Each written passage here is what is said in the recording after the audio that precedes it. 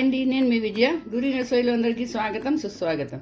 ఈరోజు నేను మీకు అరటికాయతో మంచి రెసిపీ చెప్తానండి. ఇది రైస్లో తిన్న ఐటమ్. ఇదేంటో తెలిసిన అరటికాయ ఆవు వేసిన కూర. ఇది చాలా బాగుంటుంది, చాలా టేస్టీగా ఉంటుంది. మన ఆంధ్రాలో అందరూ చేసుకుంటారు. ఇది కానీ వేరే వేరేగా చేసుకుంటారు. మరి నేను ఎలా చేస్తానో రండి చెప్తాను. దీనికోసం 2 అరటికాయలు తీసుకున్నానండి. ఇది శుభ్రంగా కడిగించుకొని ఇగో దాని తొక్క తీసేయాలి. 2 పక్కల ఇలా తీసేయాలి. తీసి దీని తొక్క తీసుకొని చిన్న చిన్న ముక్కల్లా కట్ చేసి పెట్టుకోవాలి.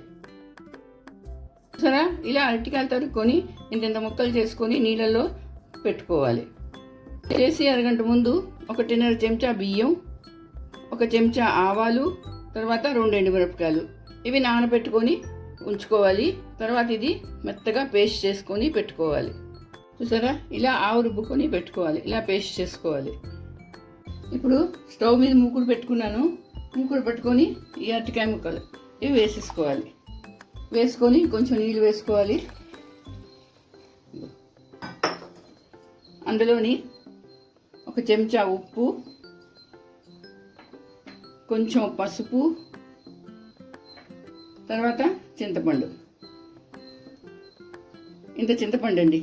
కొంచెం చింతపండు వేసుకొని ఇది మూత పెట్టుకొని ఒక 5 నిమిషాల పాటు ఉడికించుకోవాలి. చూడండి, మూత తిప్పి చూస్తాను. ఇదిగో చూసారా, ఉడికిపోయింది. ఇది మరీ ముద్దగా ఉడికిపోక్కలేదు.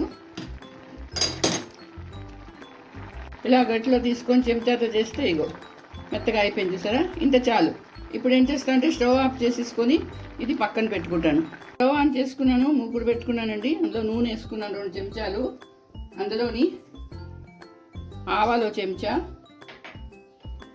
కొంచెం మెంతులు, ఎండుమిరపకాయలు, చిన్న ఇంగు. నేను ముక్క ఇంగు వేస్తున్నాను. మీకు పౌడర్ ఉంటే పౌడర్ వేసుకోండి. తర్వాత కరివేపాకు.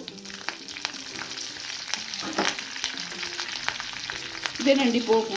ఈ పోపు వేసుకోవాలి. ఆవాలు చిప్పట్లాడాలండి. ఎండుమిరపకాయలు మీకు ఎంత కావాలంటే వేసుకోండి.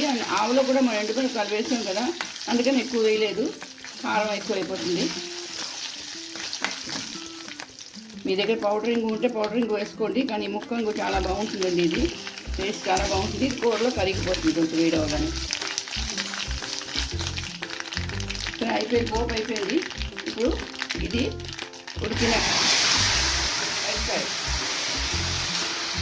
ఇది వేసుకున్నాను.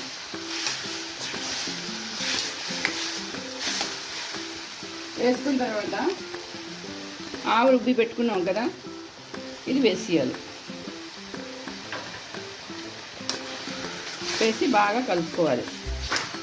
గ్యాస్ సిమ్ చేసేయాలి. 1/2 స్పూన్ పంచదార.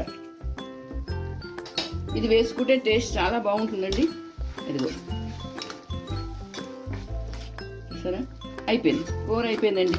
ఒక్క ఉడకాలి, ఎక్కువ కాదు, మళ్ళీ చేదొస్తుంది. ఇదిగో అరటికాయ ఆవు కూర రెడీ అయిపోయింది. సరే, ఎంత వేగం అయిపోయింది.